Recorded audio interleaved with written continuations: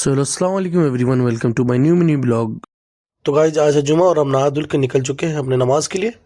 और आज क्लास थोड़ा लेट है, 2 बजे से स्टार्ट होगा, तो नमाज के बाद हम जाएंगे अपनी क्लास। सो गाइज हम पहुंच गए हैं अपने मस्जिद काशिम अली शेख। तो मिलते हैं आपसे नमाज के बाद।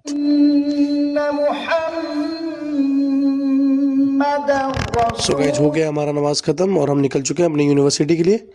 आप देख सकते हो गाइज कितना ग्रीनरी है यहाँ पे, कितनी सफाई का ध्यान रखते हैं लोग।